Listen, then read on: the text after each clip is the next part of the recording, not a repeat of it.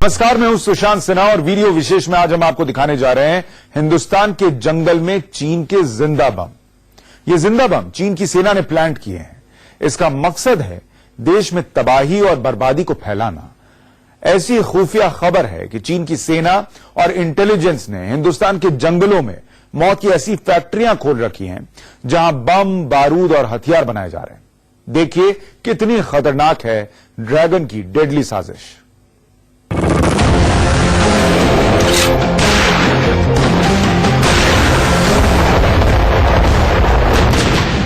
Dragon की deadly साजिश बेनकाब।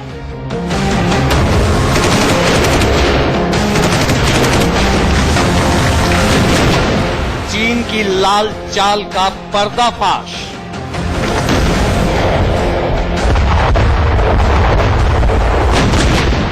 हिंदुस्तान के जंगल में चीन के जिंदा बम।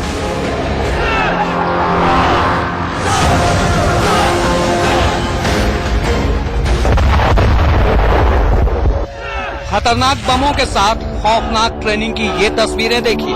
6 सैनिक एक सर्किल में खड़े होकर इस जिंदा बम से खेल रहे हैं।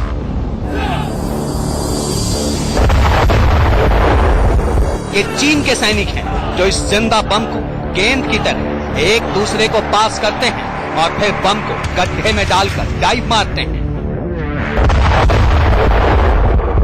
चीन के इन जिंदा बमों से हिंदुस्तान को क्या खतरा है बताएंगे, पर उससे पहले ये दूसरी तस्वीर देखिए। यहाँ कुछ चीनी सैनिक जमीन पर लेटकर कई 100 फीट दूर टारगेट पर निशाना लगा रहे हैं।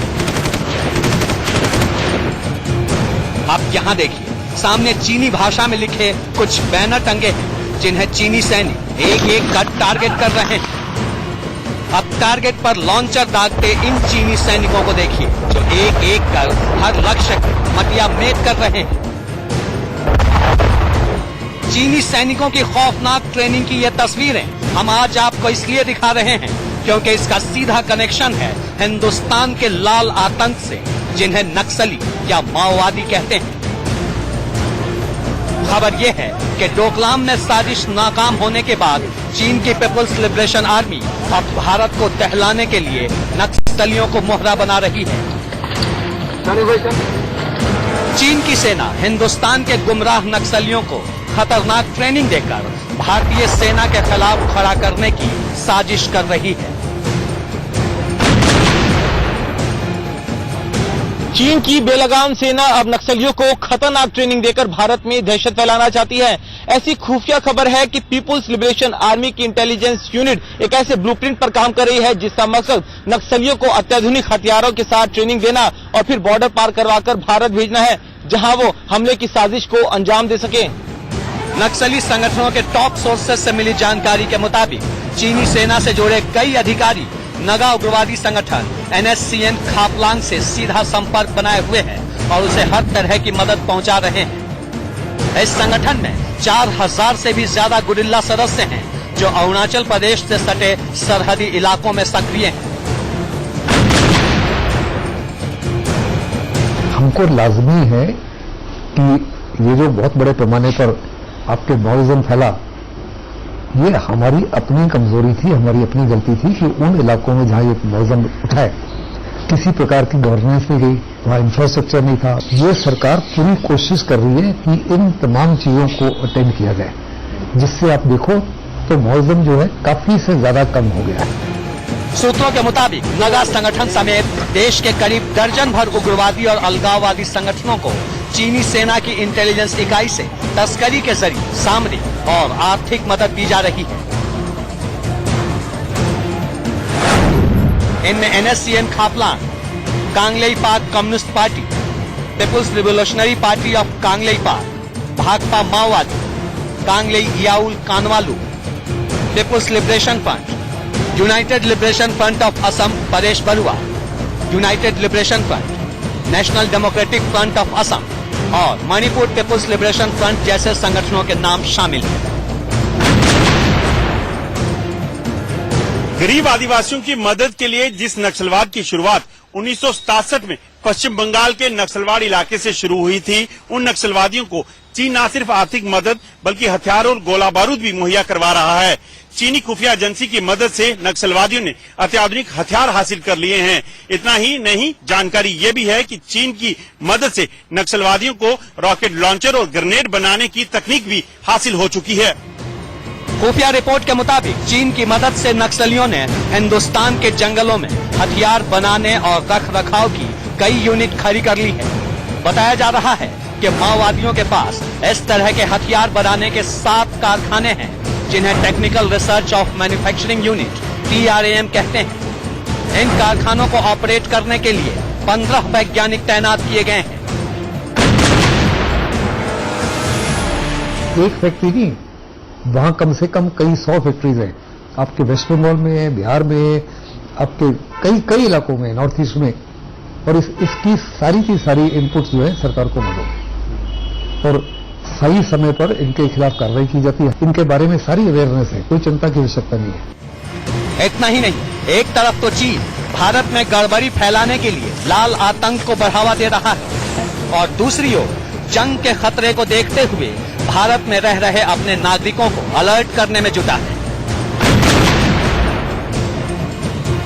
चीन ने ऐसे नागरिकों के लिए एक एडवाइजरी जारी कर कहा है, भारत में रह रहे चीनी नागरिक स्थानीय सुरक्षा हालात पर नजर रखें और बहुत जरूरी न हो तो घरों से बाहर न निकलें। डोकलाम विवाद के बाद से चीन ने दूसरी बार भारत में रह रहे अपने नागरिकों के लिए एडवाइजरी जारी की है। इससे पहले 7 जुलाई को चीन ने एक एडवाइजरी जारी कर भारत जाने वाले अपने नागरिकों को परहेज करने की सलाह दी थी। चीन ने सुरक्षा कारणों का हवाला देते हुए भारत में रहने वाले अपने नागरिकों को कहा था कि वे अपनी सुरक्षा का ख्याल रखें और लगातार अपने परिजनों के संपर्क में रहें। चीन ने ये जानकारी अपनी दूतावास की वेबसाइट पर दी थी, जो 7 अगस्त तक वैध थी। आपको बता दें कि ये एडवाइजरी ऐसे वक्त जारी की गई है जब चीन के शियामेन में अगले महीने ब्रिक्स सम्मेलन होने वाला है, जिसमें प्रधानमंत्री मोदी के शामिल होने की भी संभावना है। अजय जांड्याल और वरुण जैन के साथ ब्यूरो रिपोर्ट, इंडिया न्यूज।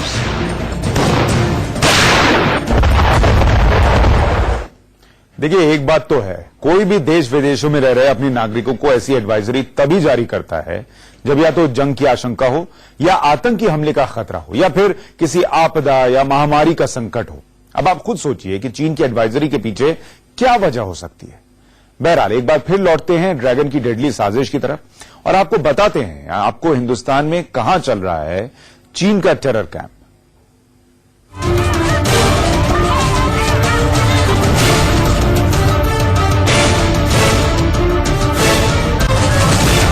खुफिया सूत्रों की माने तो चीनी सेना की इंटेलिजेंस इकाई अरुणाचल प्रदेश के एक रिमोट गांव में ट्रेनिंग सेंटर चला रही है, जहां उग्रवादी संगठन के सदस्यों को गुरिल्ला युद्ध का प्रशिक्षण दिया जाता है। ये ट्रेनिंग सेंटर लंगा गांव में चलाया जा रहा है। लंगा गांव अरुणाचल प्रदेश के चांगलाना जिले में। लंगा गांव तक चीन के पहुंचने की वजह है उसकी भौगोलिक स्थिति। दरअसल लंगा गांव के उत्तर में लोहित जिला है, जो चीन की सीमा से सटा है। इसके पूरब में म्यांमार की सीमा है, जबकि पश्चिम में असम है और दक्षिण में तिराप जिला।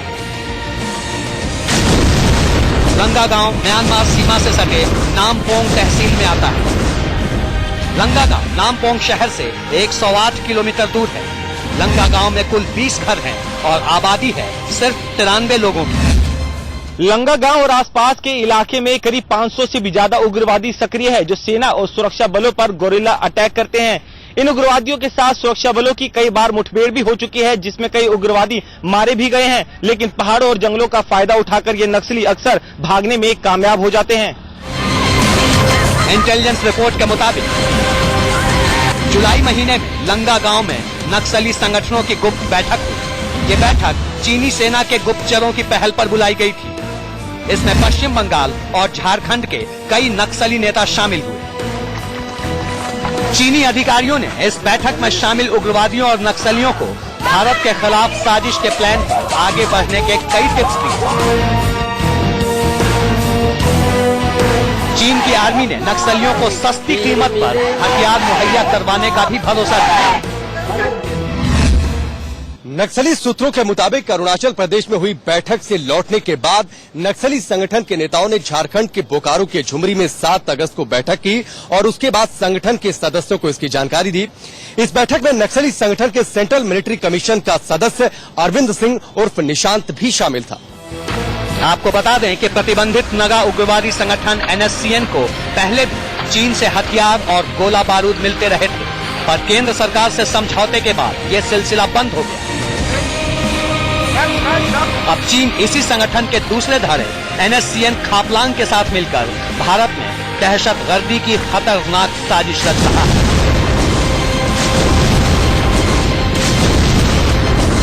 वरुण जैन और राकेश पांडे के साथ ब्यूरो रिपोर्ट, इंडिया न्यूज।